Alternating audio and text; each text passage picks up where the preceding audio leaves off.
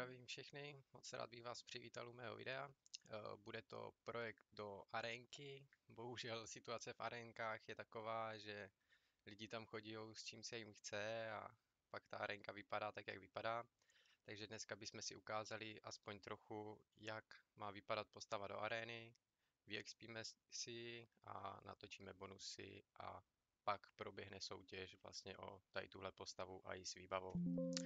Tak se do toho pustíme. Každý asi víte, kde máte expit, takže si myslím, že bude asi zbytečný vám vysvětlovat, kde máte expit. Buffy máme tady stříbrný talisman Coba, aby nám to netrvalo tak dlouho, nějaký pláště, elíky, blbosti. Tak se do toho pustíme, rychle to naexpíme a pak se vrhneme do točení bonusů. Vlastně výbavu máme celou tady nakoupenou. Jo. Jediný, co tam vlastně je hotový, tak jsou talíky. A věci jsou jinak vylepšený. Teda kromě helmy a vějíře. A takže až doexpíme na 80. level, což bude vlastně náš finální cíl pro postavu do arény, tak se vrhneme na točení bonusů a vylepšování věcí a budeme přidávat kameny. Takže vám to zatím zrychlím a užijte si video.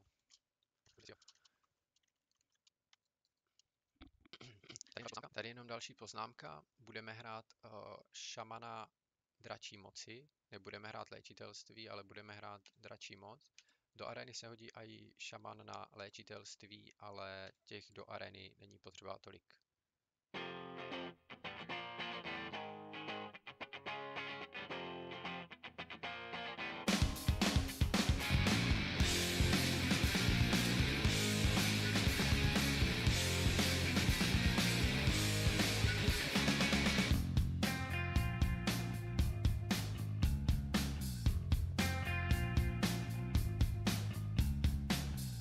Load up on guns, bring your friends.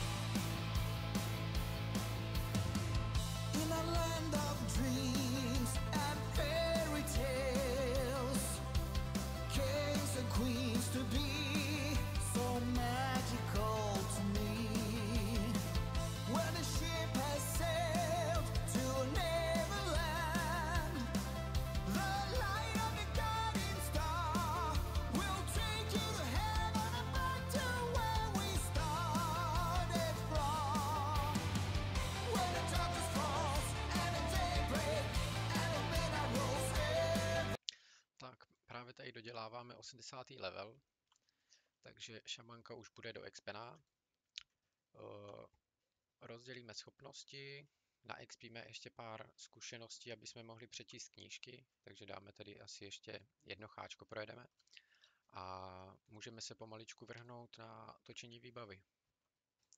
Tak a už jsme ve městě a povíme si teda vůbec, co to ta arena je, co to všechno obsahuje a co bude zapotřebí. Takže jak se tam dostaneme? Do arény se dostaneme přes tržnici a na tržnici tak se nachází správce arény a aréna se otevírá v určité hodiny. Je to v 10 hodin, o víkendu a v pátek tak se otevírá ve 3 hodiny a i odpoledne, jenom tady ty 3 dny. A pak se otevírá v 6 hodin odpoledne a v 9 hodin večer. Jo, takže pátek, sobota, neděle 4krát denně, jinak 3krát denně. Tak. Na vstup do arény je potřeba odpovědět otázky.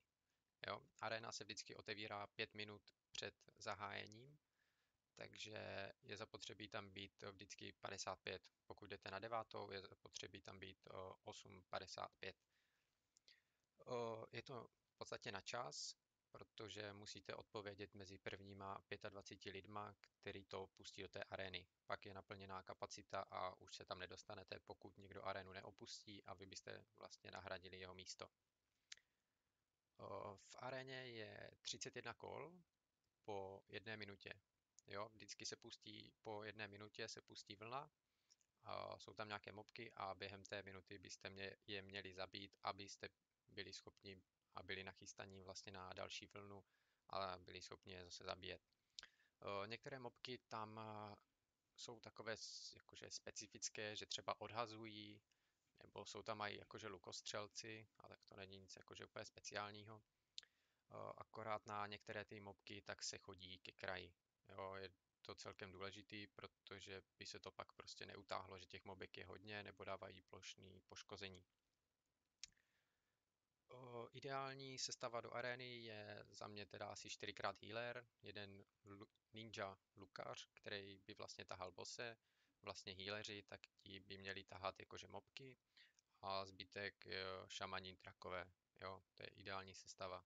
Šamani drakové uprostřed a zbytek tam nahánět vlastně mobky a ta arena by se dala úplně nádherně. Bohužel to tak jako lehce se to řekne a pak je to těžší provést, protože někteří lidi tam chodí s hlavníma postavama a nejsou schopni si založit novou postavu na tom účtě, kde to teda potřebují dělat.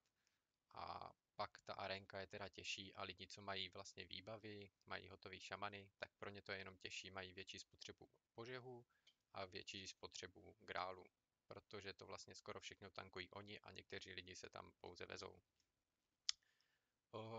Vlastně kol je teda 30, poslední kolo, tak se pouští boss a na bosse a vlastně ty mobky, co tam ještě zůstanou, tak na zabití toho všeho, tak máte 10 minut. Proč se vlastně do té arény chodí? Tak chodí se tam za cílem získat certifikát přeživšího, který se používá na výrobu skinu u zbraně.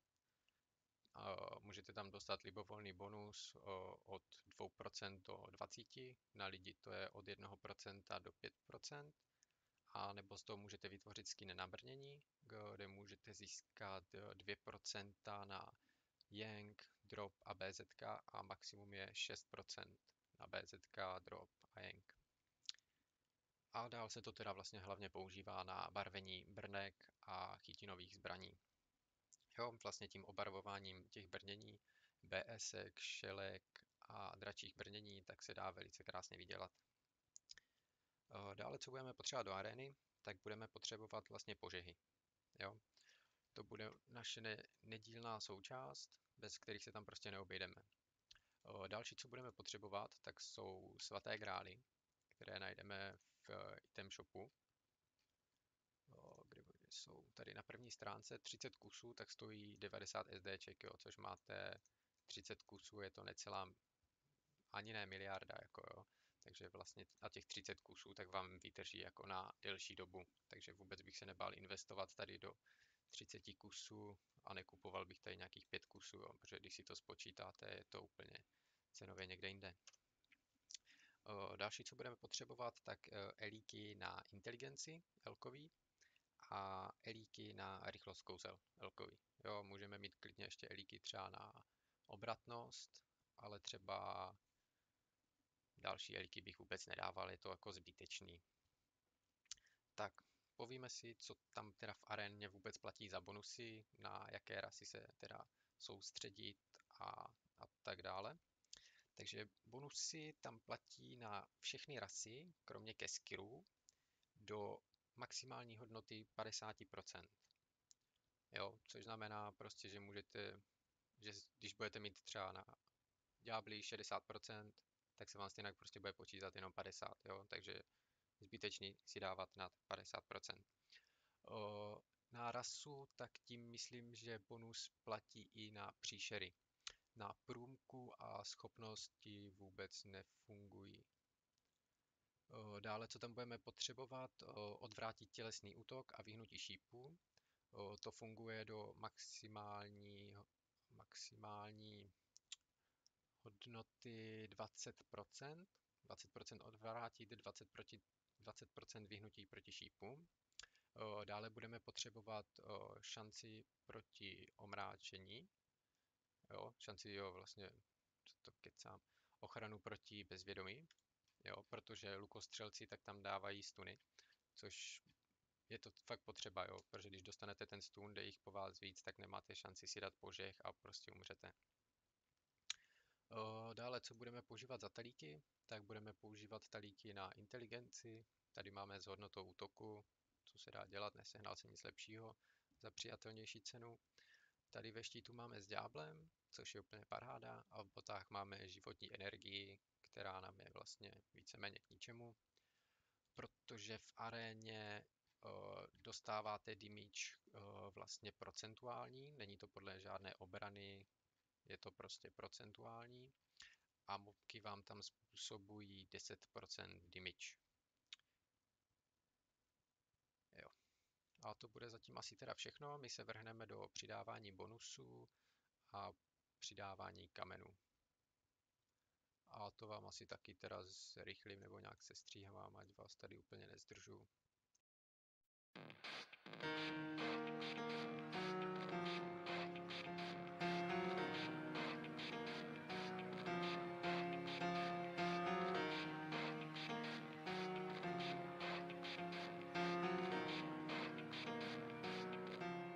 It starts with one thing, I don't know why. It doesn't even matter how hard you try. Keep that in mind. I designed this rhyme to explain in due time. All I know, time is a valuable thing.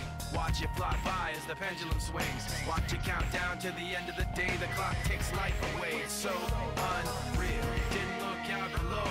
Watch the time go right out the window. Trying to hold on to didn't even know I wasted it all just to watch you go. I kept everything inside, and even though I tried, it all fell apart. What it meant to be will eventually be a memory of a time when I tried so hard and got so far, but in the end, it doesn't even matter. I had to fall to lose it all, but in the end, it doesn't even matter. One thing, I don't know why, it doesn't even matter how hard you try. Keep that in mind. I designed this rhyme to remind myself how I tried so hard. In spite of the way you were mocking me, acting like I was part of your property, remembering all the times you fought with me, I'm surprised it got so. Things aren't the way they were before.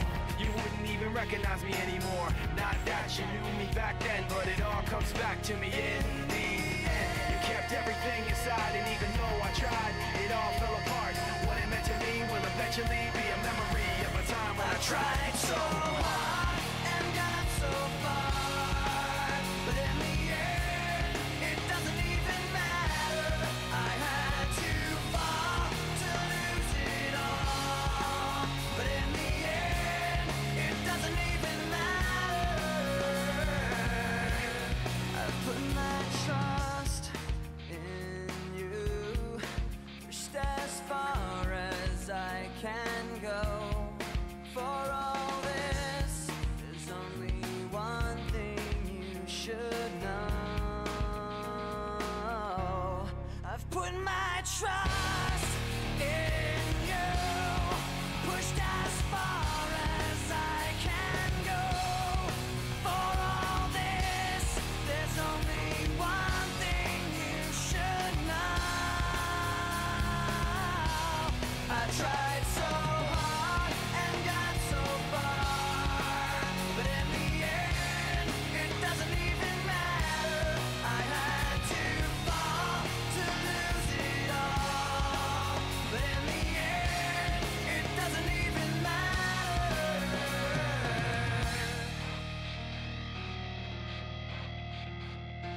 Tak, zdravím vás tady z naší dodělané šamanky. Restartovali jsme si vlastnosti těla, protože předtím jsem tam vlastně maxoval sílu skrz X, abych měl větší damage. Všechno jsme dali do inteligence, zbytek pohyblivost pro co největší damage.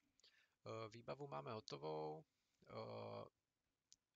Bonusy proti rasám nám teda vyšly, že máme jenom 5% proti lidem, 40 na orky, 32 nemrtví, 40 ještěři, 6 na zvířata, 30 na ezoteriky a 46 na ďábly. Plus máme 50% na příšery, jo, dodělali jsme teda náušnice, ty jsou 10,8, náhrdelník 10,8, náramek 10,8 a brnko 10,8. Plus 10 na příšery máme ještě v helmě a koupíme si ještě účes. Účes si dáme asi na... dáme si účes, uděláme blondýnu a dáme si magický útok. Já ty brďo popravdě nevím, jestli ono to v té aréně funguje. Ono je docela možný, že to tam nefunguje. Takže my si zvolíme bonus proti zvířatům. A to bude všechno, stříháme to za 5 mega.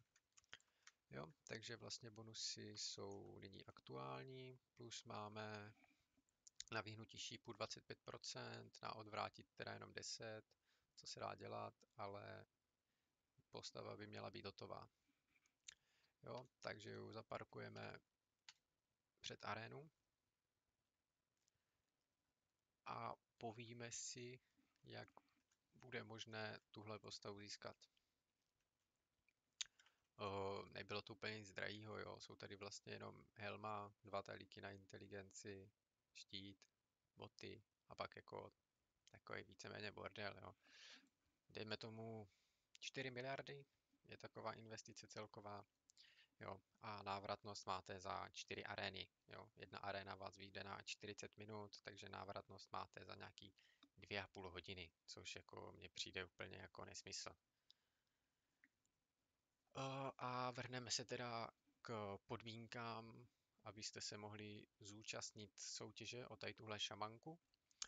Nebude to nic složitýho, jediné, co po vás budu chtít, abyste do komentáře napsali nějaký koment, třeba chci soutěžit nebo něco takového a dali like na video a to bude všechno. Jo, napsat tam chci soutěžit, já pak vyberu lidi, kteří budou mít zájem, nejlíp, kdyby to byl nějaký začátečník, protože pochybuju, že by nějaký pokročilý hráč tady měl zájem o takovouhle výbavu s takovouhle postavou. Takže nějaký začátečník a doufám, že mu postava bude sloužit, no. Tady jediné, co pak bude potřeba, tak akorát si koupit svaté grály, jinak postava je krásně nachystaná. Teda dodělat si ještě tavbu. Tady náramek, náušnice, náhrdelník, jo. Tavba se hodí. Jo, takže asi tak. Tak doufám, že jste si video užili a snad se ještě někdy uslyšíme. Tak se mějte krásně a čau.